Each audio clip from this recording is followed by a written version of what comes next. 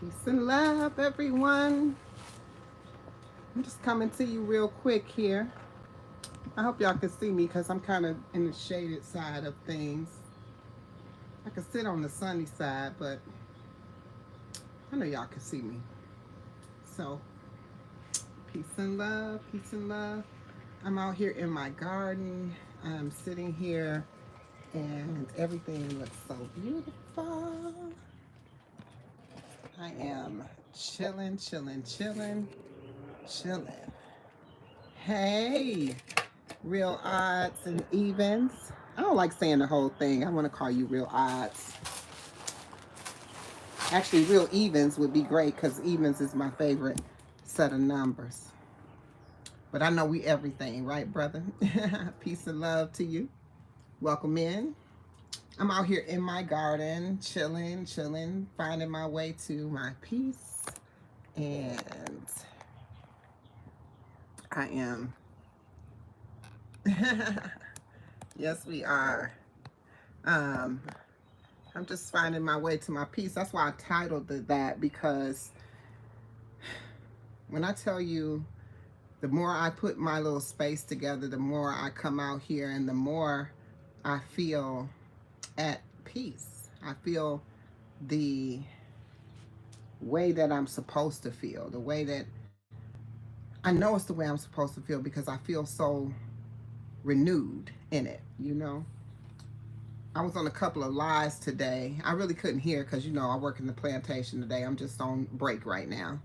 But I was on a couple of lives today, and a lot of people were saying, what are you grateful for? What is your gratitude? What are you grateful for? And every time I was thinking, I'm grateful for just this little bit of serenity that I have here. And I mean, I'm not downplaying it by no means. I definitely feel that this is a grander of things, even though it's my little small space. But if you can just see around me, it's just a little oasis. I finally put some things together. It makes sense here. You know what I mean? And I mean, even got my, across the way here, I got my hostas over there. I got my hummingbird feeder. I'm out here with nature. You know what I mean? Like I can hear the birds. Peace and love, elevated. I feel like I haven't seen you in so long. How you doing, my brother? I hope you are well. You never answered my email either. And real odds, I got your email, I think. And when we were talking about emailing me, I'm not sure what it was about, but I think it was about your finding out more about your foundation. I think that's what it was about. You know, charge it to my mind. When you got so much going on in your mind, you can't even quite, sometimes sort things out. But I feel like I'm being in such a better place because my thoughts are becoming clearer. The things that I want to do, finding this peace, smelling these flowers. They smell delightful. You know what I mean? Peace and love to my brother Zoe. I feel like I am, look at all these kings on here. Real odds, elevated, Zoe. Huh? All these kings right here. I feel like the queen has been saluted today. Look at there. All my brothers. Thank you, brothers, for coming to be with the queen today. I appreciate you tapping in. And like I said, I'm out here. I'm talking about, just finding my place of peace. Like, right now is a day of fasting for me. So I came out here on my lunch break. I might sit on this other side so y'all can see me because it feels like it's dark. Here, let me go to the other side. Let me see. If I sit over here, then y'all be able to see me better. How about now? Is that better?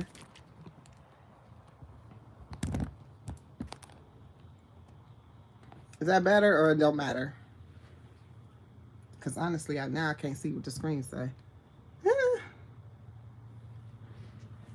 Is this better or no? John, peace and love, brother. Peace and love. I'm just having some me time here. And I want to let you know, John, that your suggestions to do things the way I did, I actually really love it. So I'll take the time to show you because I'm out here in it right now. And didn't nobody tell me if this was better. You could see me better on this side or the other side didn't matter either way.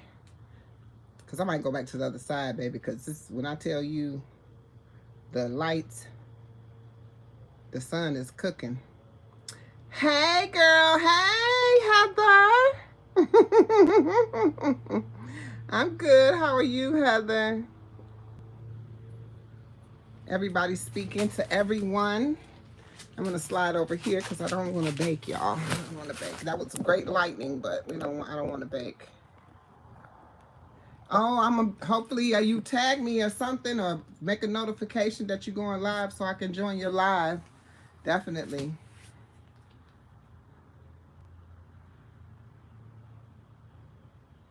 Yes. Let me tell you how interested people is. Like people are always coming on my live, especially if I say something about my garden. They come on here. But I mean, I want to thank all my YouTube family because y'all got me through this. Yesterday, John hung out with me all day, you know, pretty much. I mean, it was him. It was a handful of people, but John was there from the very beginning to the end, the time I ended the live 4 hours later. From the time I walked out the door to the time I got to the farmer's market. I went to the Dollar Tree twice and came here back home and planted some flowers and rearranged some things, chit chat, talk, whatever. You know, we did the thing yesterday. So I appreciate him. He was up in here with me the whole time. But for sure. And if you're still there, John, I just want to show you how everything turned out, how everything looks. If you can see.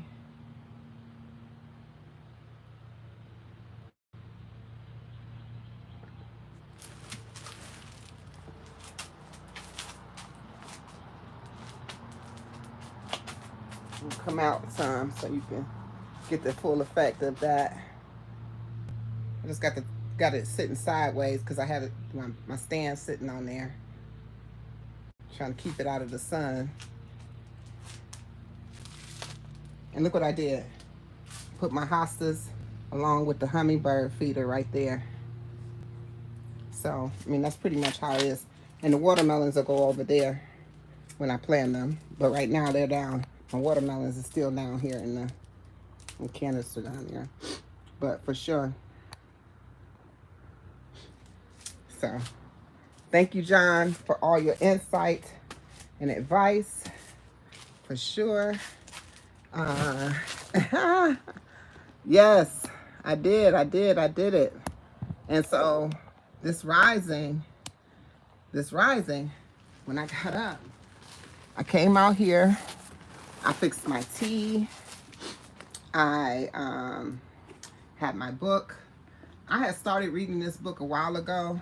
This is The City of Wellness, and it's by Queen Afua. I don't know if any of y'all familiar with Queen Afua, but I love me some Queen Afua books. And Queen Afua also wrote the, my mind went blank, Sacred Woman. Sacred Woman. And a lot of people familiar with that, a lot of people not. But Queen Afua, this book here is awesome. I was going to actually read an excerpt on here, from here, I should say.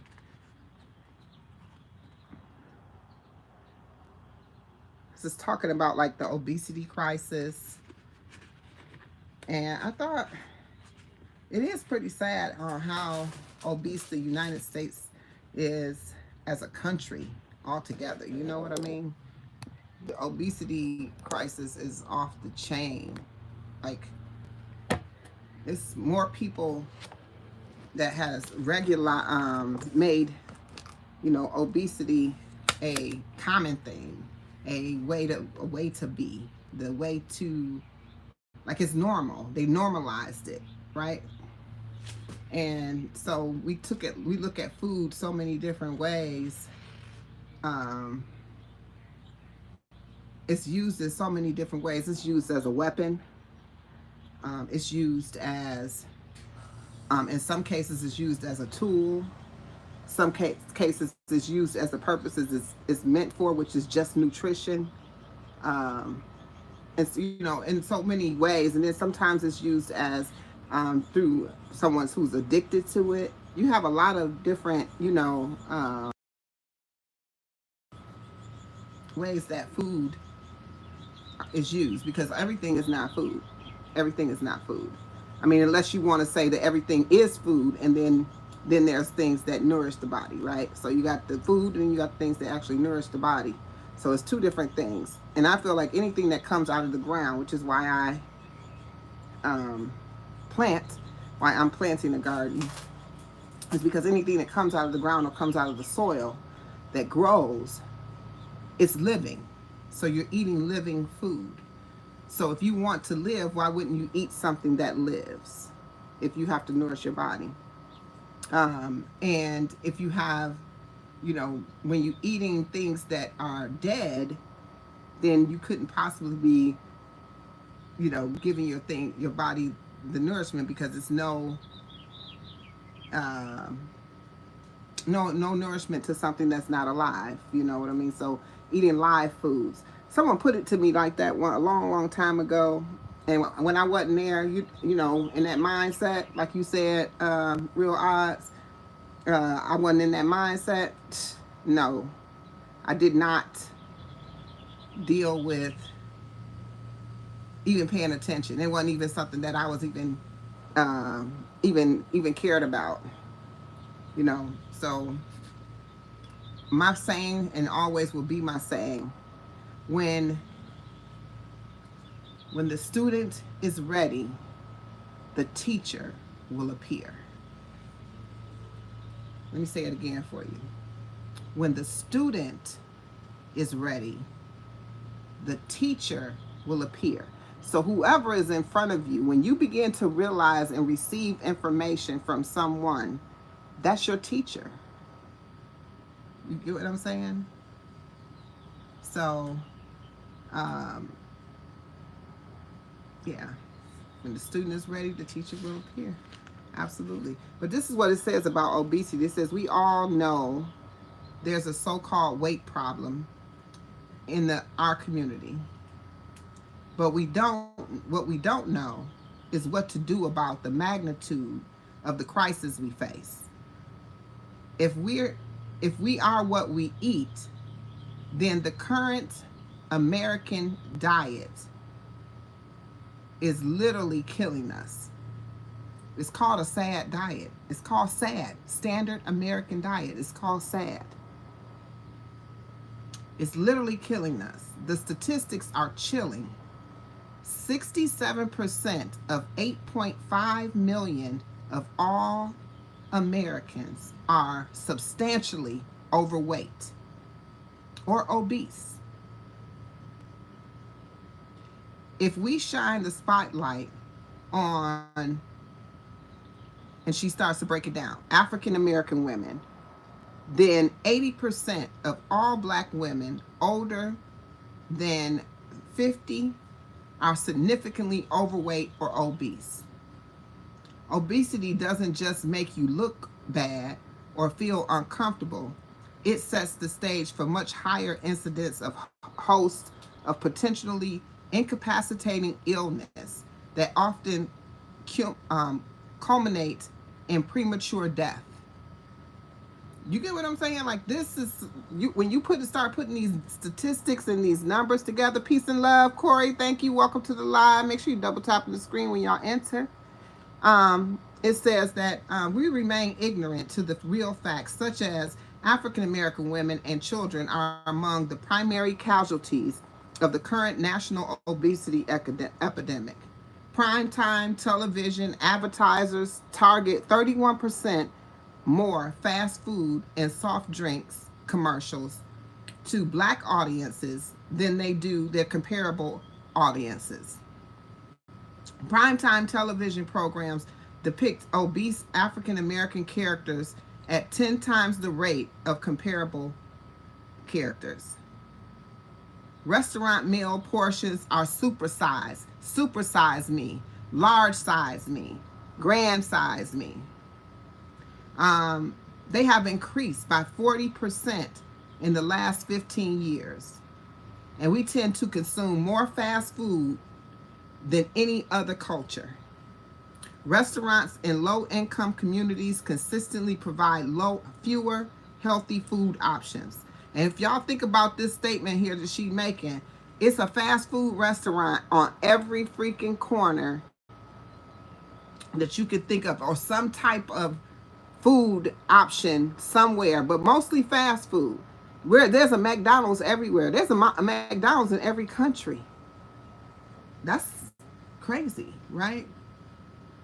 I am reading from The City of Wellness, Queen Afua's book.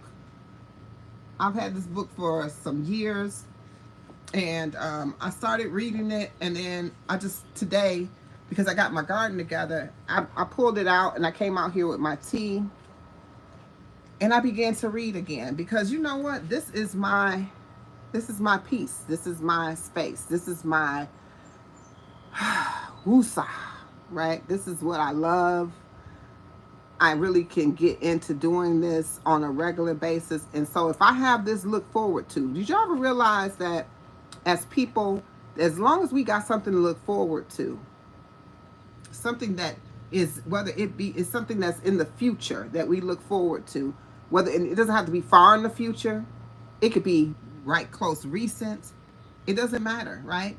As long as you have that look forward to, then it's something that keeps you going. And it's kind of that same thing about the culture when they talk about culture. When you have grandchildren or you have, they talk about how long people used to live. And it was because they had something to look forward to. Think about the society and the world we live in today. What do you have to look forward to but to get up and go to work every day? What do you have to look forward to? Tell me what you have to look forward to. You know, we are taught to have so much gratitude just even for the small things. But to me, having a nice day off at work doing nothing is a very small thing. So your look forward to is coming home to do what? To get ready for the next day? Your look forward to is coming home to do the same thing that you did before to get ready for the next day? To be on this roller coaster of a cycle? To know that the next day you're going to wake up again and do the same thing over and over again? Enjoying your family? That's beautiful. That's wonderful. And if that's what you look forward to and that's what keep you going, then beautiful. But for me, that's not enough. Because we don't have enough time in the day. I wonder if you broke down your day, Zoe, into segments, how much of that time is actually spending time with your family? And if you have more time that you spend at the job or the plantation or doing any other activity besides the thing that you say you look forward to, then we are living in this world, excuse my French, ass backwards. Because I think family should be number one. Because that's what you can look forward to, like you said, going forward in the future. As that's how people lived longer lives. Because as the grandparents got older, the grandchildren kept them younger in spirit and entertained. But nowadays, that's not the case. I know that's right. But my days don't look like your days. Like if I knew that when I got off the plantation that this is what I could do, I would look forward to this. But I don't get to look forward to this. So you know what my day looks like? My day looks like this. I get up and my rising, I get to do something similar to this because this is what I choose to do. This is the only time I get. I get that if I get up at 6:30, 7:30, I get 6:30, 7:30 to the time it's time for me to clock in at 10:30. From 10:30, the whole time I'm sitting there.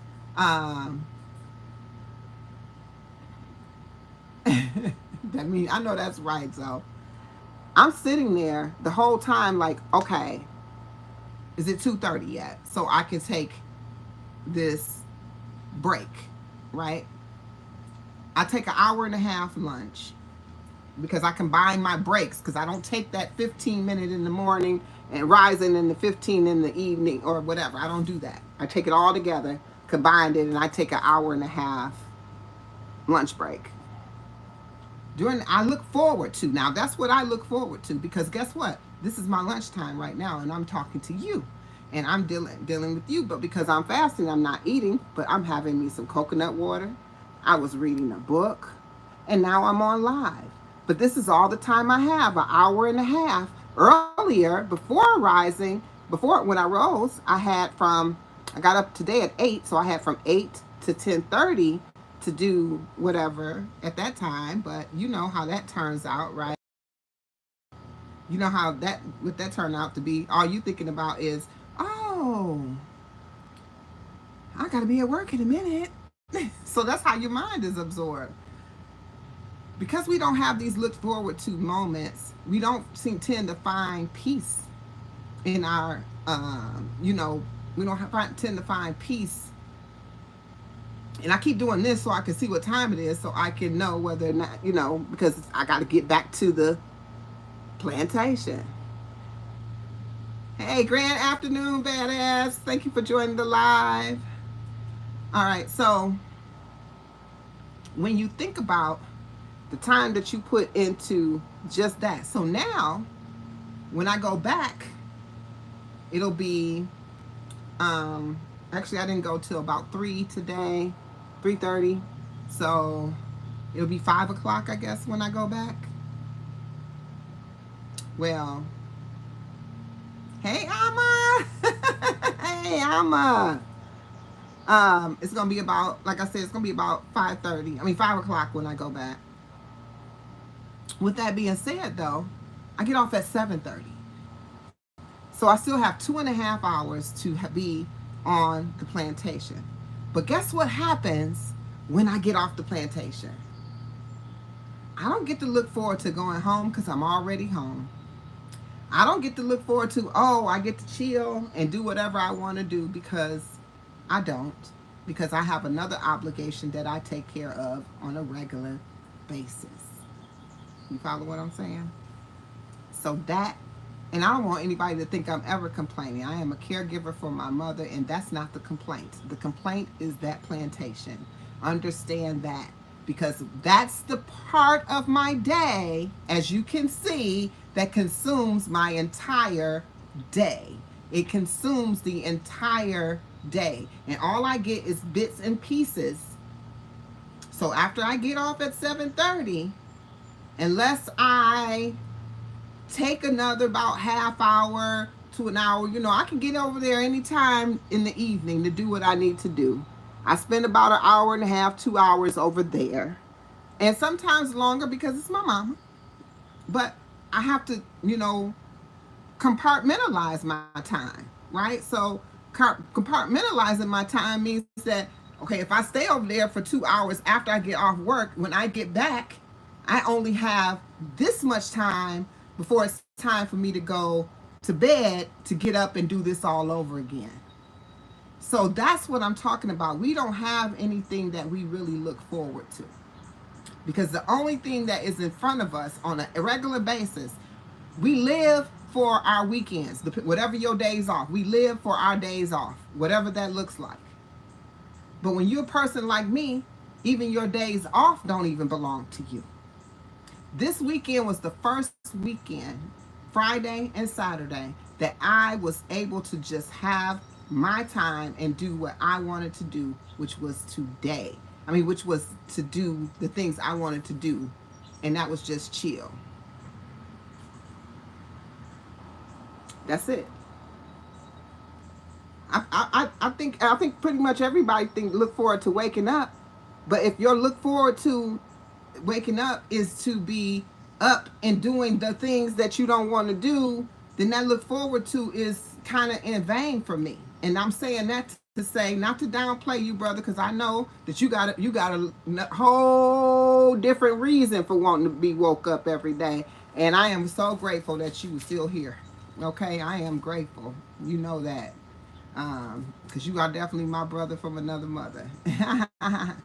I'm wonderful. I'm wonderful. Like I said, I don't want nobody to think I'm on here complaining and bitching and moaning about stuff, you know. But I'm just keeping it real because a lot of times we live in a fairy tale thinking that it'll be better the next time. It'll be better tomorrow. Or we're always trying to find this little place, you know, trying to find this little place in this little space that can belong to you. As much time as you want to spend with your family, tell me, Zoe, that you don't want some time for you where it don't have nothing to do with the job. It don't have nothing to do with the family. It don't have nothing to do with nobody but what you want to do. And if you don't have that going on, then I would just digress. But I know that we all, as people, desire some time to ourselves to decompress. You know, you want that time to just, because when you're better like that, you know what, let me share something to you. I just told you, in this whole year, it is April 20th. This was the first weekend, the first end of the week that I was able to have both full days and no obligation to anything or anyone doing anything. This is the first one. Do you know, when I went to my mother's house, and my sister and my mother stay there together. When I went over there, and, you know, I was kind of like, they was like, oh my gosh. I was like, yeah, I really enjoyed my time off, not having to do nothing but just what I wanted to do. They was like, I can tell. Your whole demeanor is different. Tell me that's not sad. That I go over there because I am so burnt out and so exhausted and I have nowhere to look. I don't even have a look forward to because I can't find it. Because there's no space for it. There's no time allotted. That's what I'm trying to say. So when I tell you that I'm in a place right now where I feel like I'm finding my space, I'm finding my lane, and I'm finding a way to try to deal with this and make it mine, sitting here with a book. Do you know the last time I picked up a book? Do you know the last time the Queen picked up a book for real? It's been a long time. Where I had an intention on actually reading the book. I got a bookshelf. I got 3 bookshelves. One ain't even up. It's just, I got a cart with book. Probably 1981. 1981, I didn't even know how to read then. I was still a baby in 1981.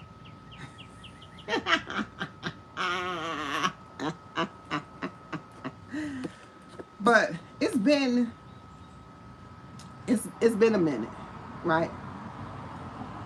So to be able to come out here, have this space, y'all. I know some of y'all just got on here. I know y'all tired of me showing my garden, but I love it. So having my space with all this surrounding me. This is nothing but life surrounding me. Look right here. Look at that. Look how beautiful that is. Look at that. You get what I'm saying? Look. Just look. Just look. And then over there, I have a hummingbird feeder. I have my hostas.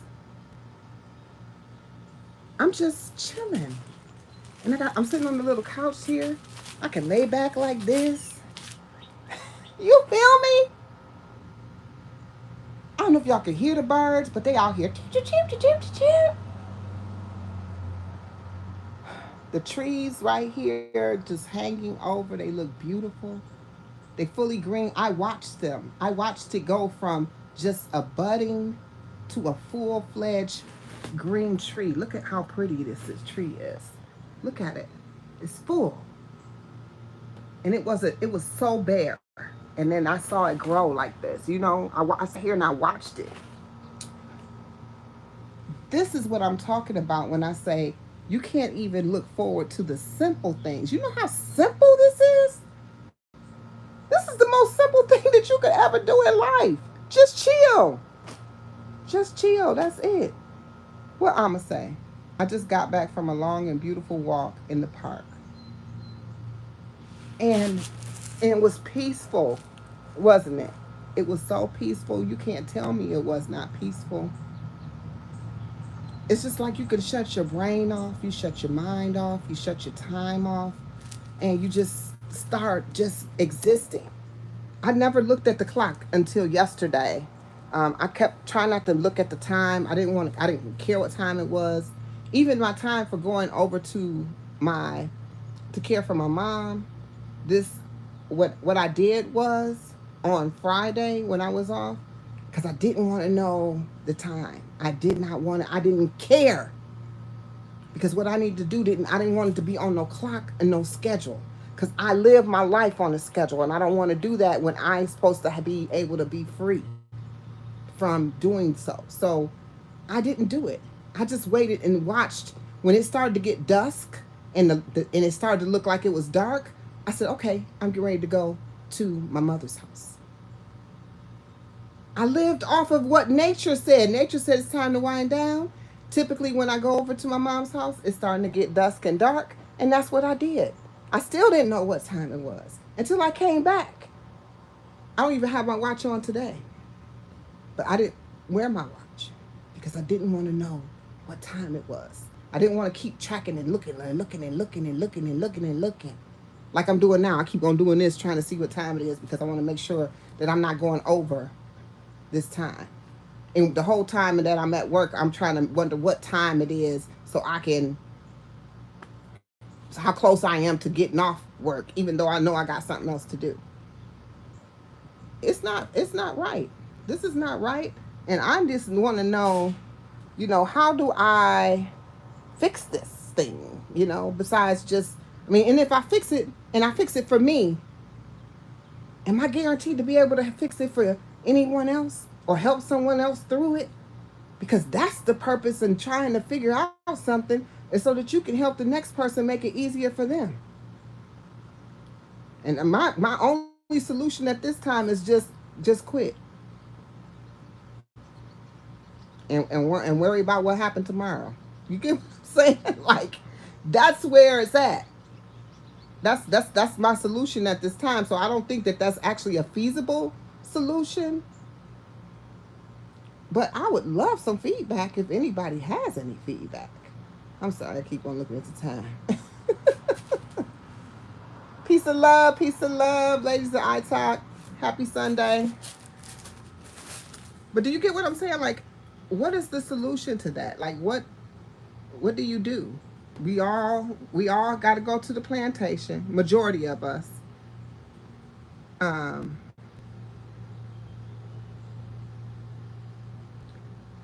You love being free. I'll give you feedback. 22. 22 is my number.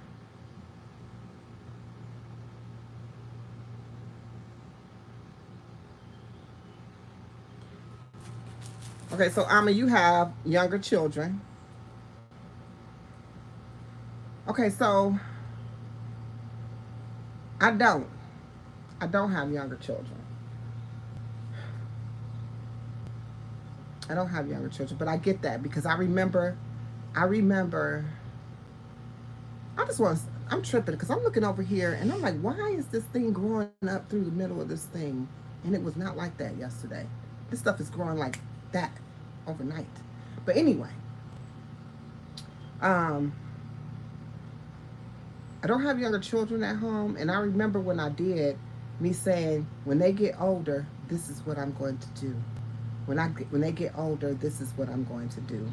And then this is what I'm going to do. And then this is what I'm going to do. And none of those things has even happened. Peace of love, coach. I sent you an email, sis. Um, and I'm just like, why do we always do that though? Why as a people, I sit here and I think about it like, why as a people do we always do, as soon as I do this, I'm going to do this? Thank you, Heather. As soon as I do this, I'm going to do this. Right? As soon as I do this, then I'll be able to do this. And that's where we get stuck in this cycle of going nowhere. We're going nowhere. Because as soon as we get to that point, we find another reason to do it again and again and again. To keep on doing it. Yes, we are. And the saddest part about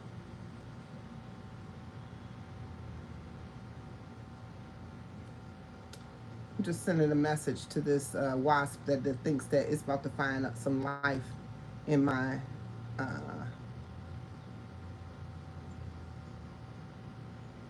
my food. It's not gonna happen. I'm gonna have to go buy me some neem today, y'all. But we are conditioned that way.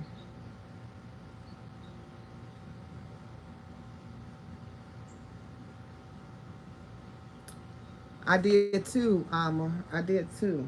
I did too. And you know what I did when that happened? I felt free to do other things. And I did do a lot more than what I was doing previously.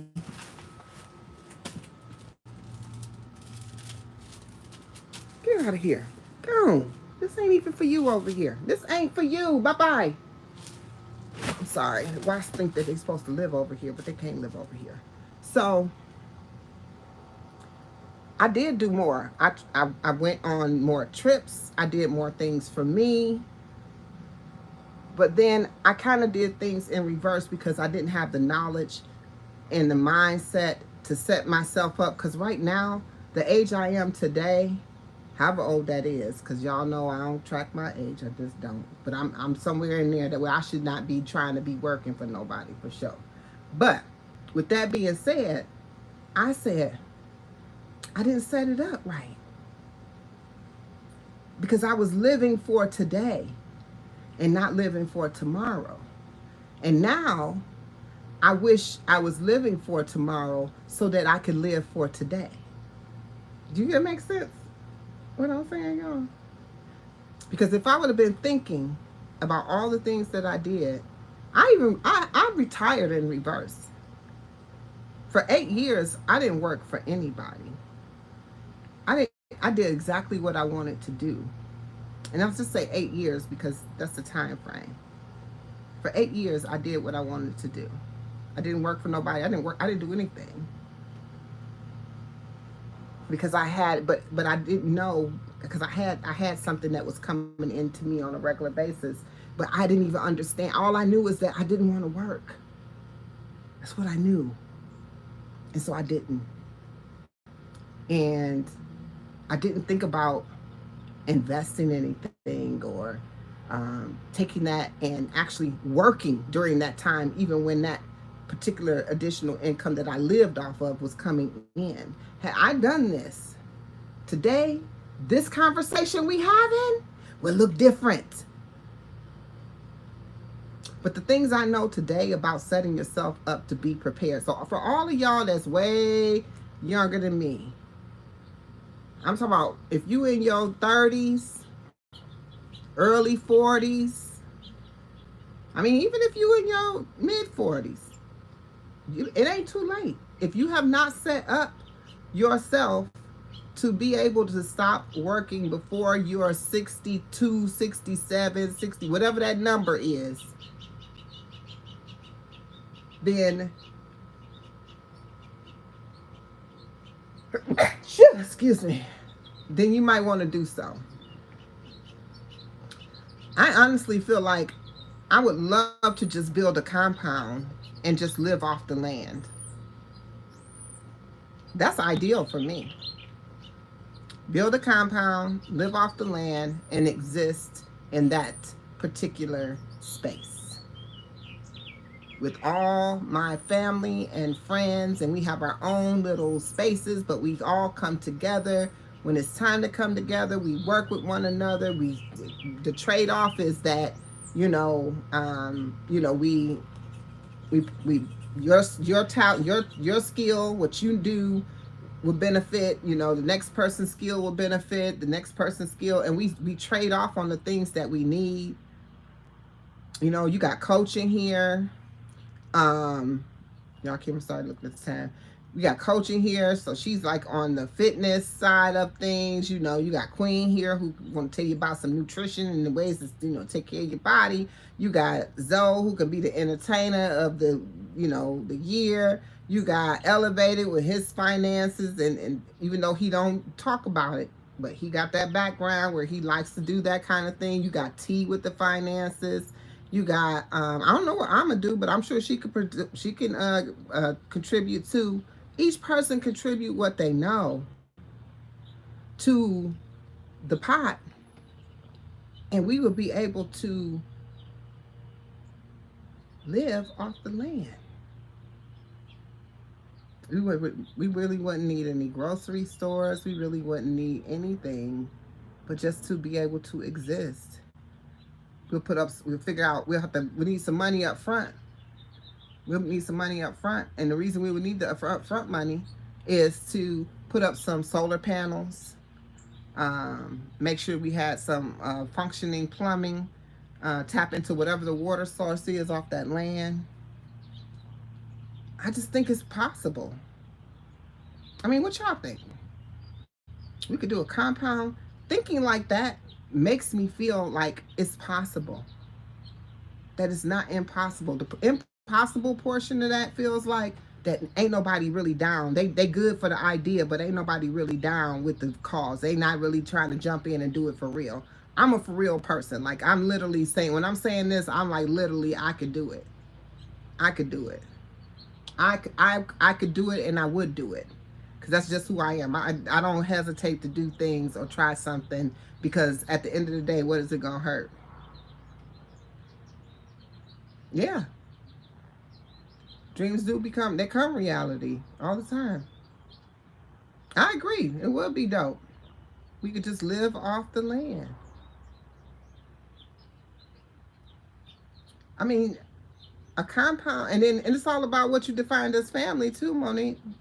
Because a lot of times you want your family to be part of what your vision is of what you would love for it to be. But a lot of times those are the ones that don't share a vision with you, is those that's outside your immediate like bloodline of family that does share that same type of vision with you, or hold you down.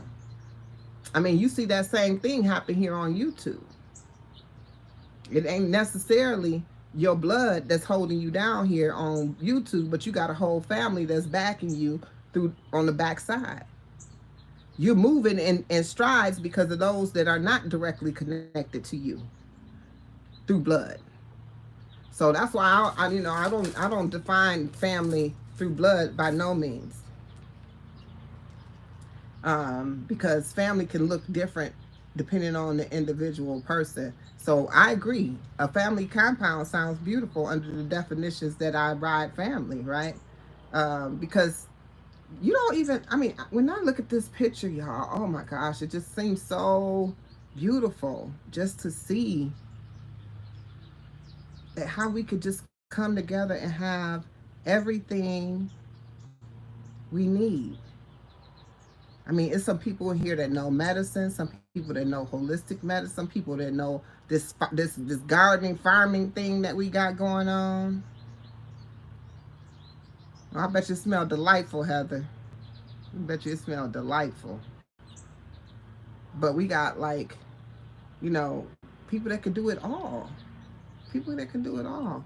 But I didn't even come on here to be talking about that. But what I came to talk to y'all about really was the fact that I was reading this book. I read the excerpt out of this book, and it was talking about obesity. You might like this book, Coach, if you still in here. I don't know if you still in here. But you might like this book. It's called The City of Wellness. It's by Queen Afua. I don't know if you know who Queen Afua is. You might. You from the Boogie Down Bronx and New York area. I think. You should. But I was reading about the obesity crisis.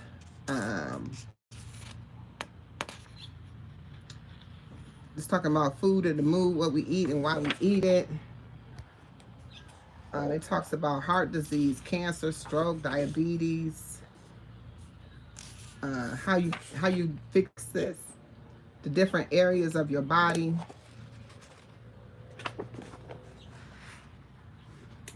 She in Brooklyn, okay. The chakras. What did I say? The Boogie Down Bronx.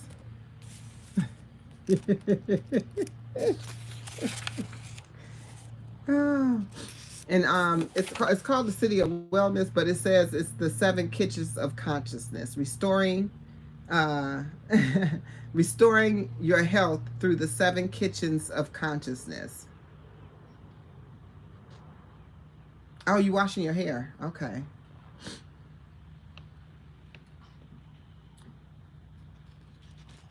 You know, do y'all know why things you far from rocks, queens? Do you know why people say that it runs in their family? Do you know that your diet is what makes it run in your family? Because when you go to the doctor, they ask you for like a family history, because this kind of gives them an idea of the things that may happen to you because you were brought up. Queen Afua, yes, you know who she is. Yes, yes. Okay. Yes, I had the pleasure of meeting Queen Afua too. I have another book of hers that she autographed for me. It's a smaller, thinner book. I forgot the name of it. And I don't know if y'all ever seen my ankh ring, but her ex-husband is the one that created that ankh ring that I wear. Because he's in New York for the studio Patah. He also created Erykah Badu's the ankh and the ring that she wears. You got it wrong, Elevated. But you hear the doctors say things like, oh, that was,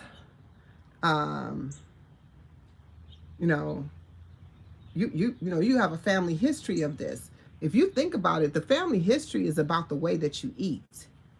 So if your mother and your father ate fat backs and turnip backs, I was trying to be funny, but I couldn't even remember how they said it on Good Times that time, where they ate turnip backs and fat cats or something like that. But if that's what they ate, right, then more than likely you grew up and ate it too. And so the likelihood of that being the family history is high, because the same thing is how it reacted to you is going to them is going to react to you. Exactly. Eat to live, not live to eat. So you learn how they prepare their foods and do their foods, and then you eat like that. Because in a heartbeat, like I used to brag about being this person that can throw down on some macaroni and cheese, and then one day I thought about all the stuff that go into the macaroni and cheese, and I said, oh, this is just cholesterol in high cholesterol and clogged arteries in a bowl mixture together. Cheese, butter, milk, all that along with some noodles.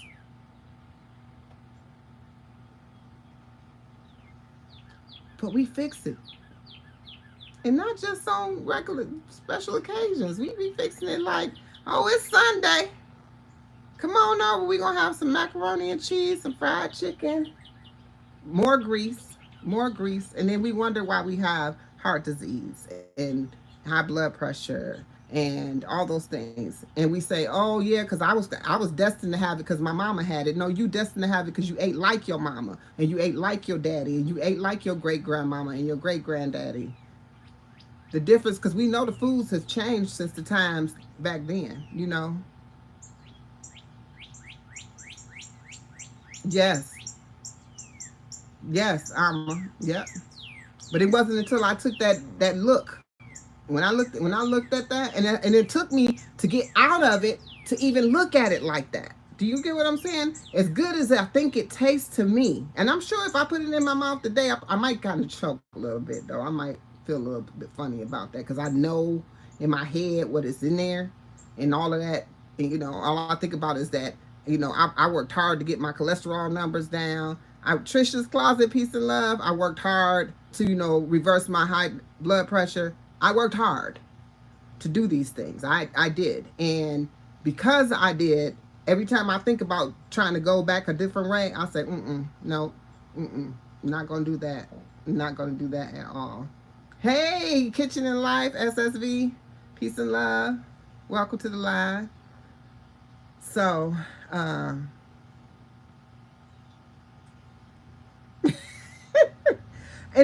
right, and I'm not coach. I I know what you're talking about because certain things it took me a long time to get rid of too.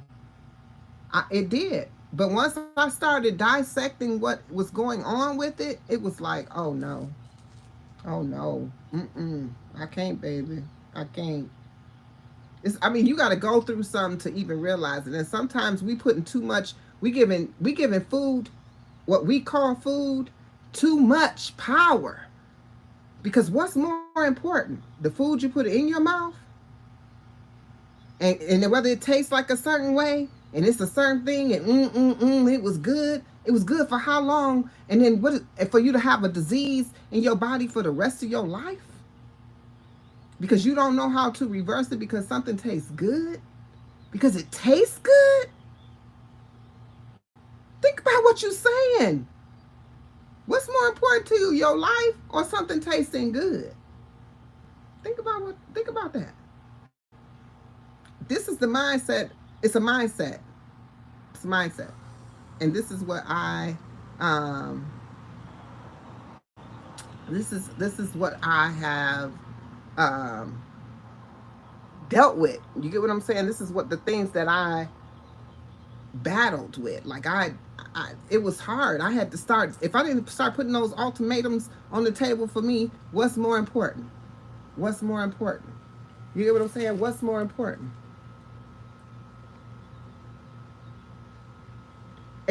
Coach, please, one more time, because I don't think people can't hear in the back.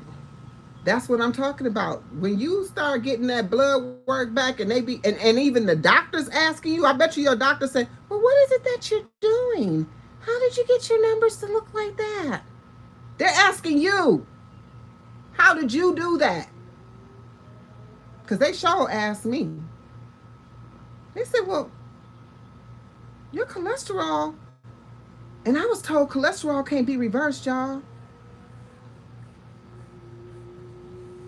Yes, I was told that it can't. High cholesterol could not be. I was told that, along with the fact that I was told that I would be on blood pressure medication for the rest of my life too. I was told those two things. And when I went to that doctor's office and he was telling me, he was like, "Wow, your cholesterol levels are so low." He's like, "Did I ever put you? I never put you on cholesterol medication, but your numbers are so low." And I was looking at him like, I was told that I couldn't. That you couldn't do it.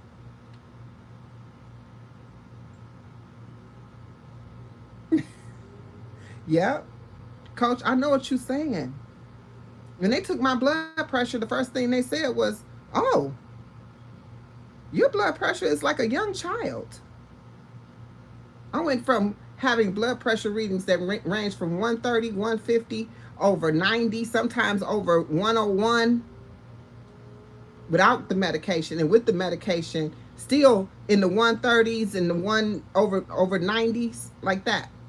Yeah. Then When I went in there for my doctor's appointment, what they say? Oh, you got 116 over 70. You have the blood pressure of a young child.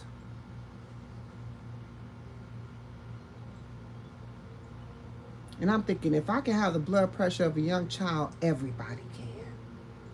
Everybody can. Everybody can. And that is why I do what I do, and that's why I talk about what I talk about. That's why I rock with Coach Norene, because she always got a word. Y'all know it. And I will be, can't wait till tomorrow. Please check your email, sis. You know, you see me grabbing my book like I'm in church with the Bible, grabbing my book to put it up under my arm. And I'm rising up. Had my glasses out here. Because, you know,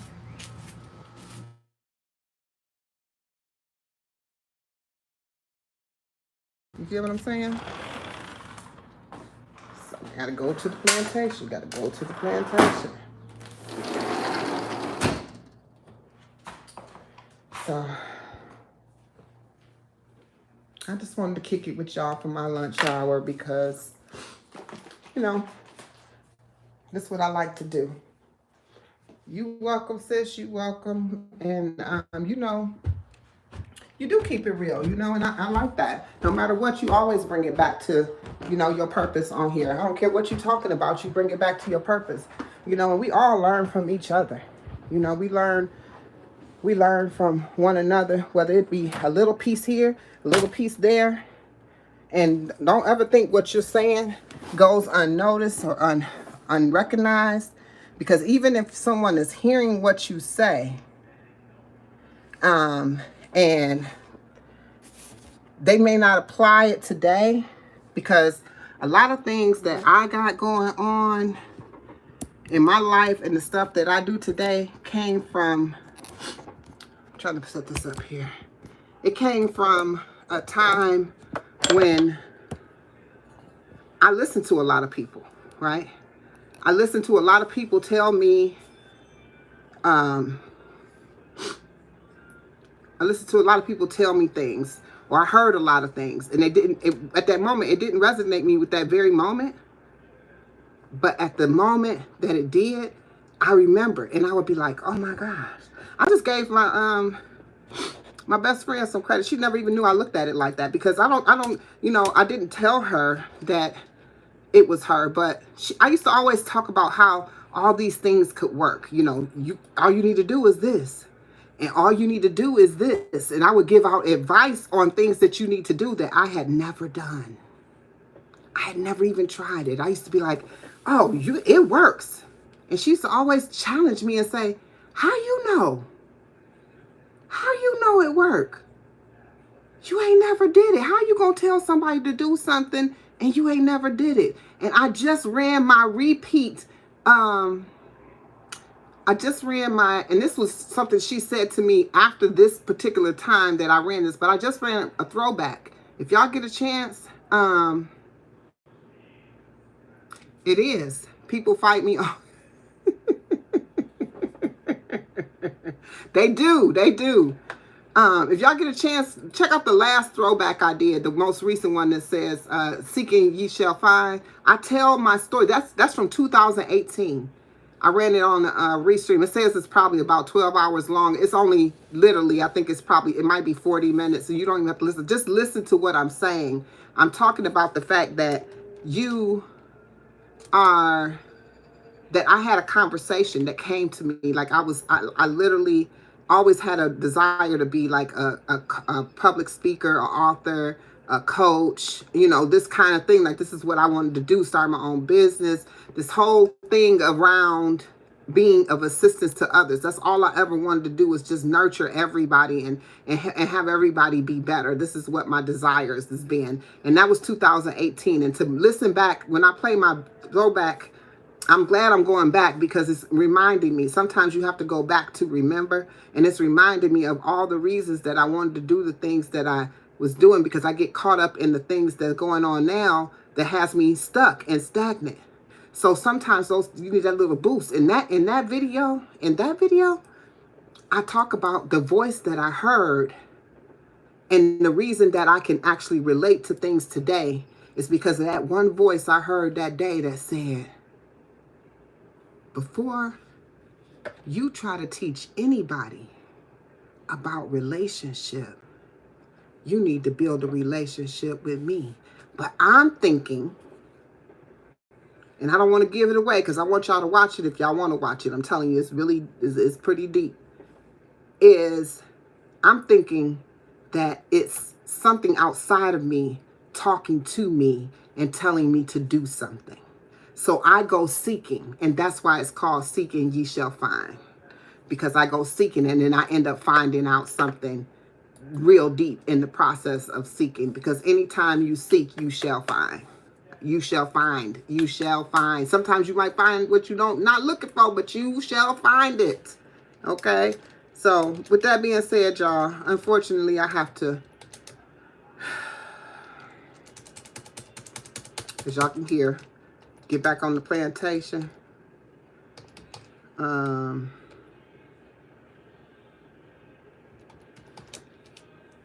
we go. And so, I appreciate y'all more than you know. I thank you for hanging out with me. And I want y'all to have a beautiful rest of your Sunday.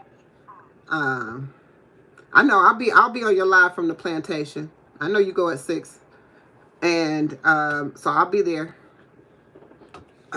Some people I know when y'all gonna be live, but you know, I'll be on the plantation. That's the first thing I say. I'm on the plantation, but I'm here. And that's what I be talking about. I mean, it's probably how many times you be live and I be talking about I'm on the plantation? Like 100 times. Like, it's crazy. I'm always on the plantation. Have a beautiful day. Thank you, Monique. Thank you, Coach. Thank you, Amma.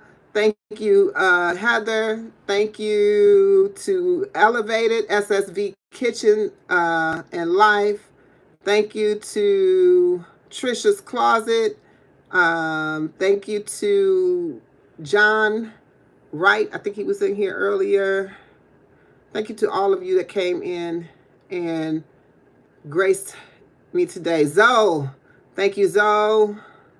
Oh, thank you, Nelly, Addie. Oh, I have Badass in here.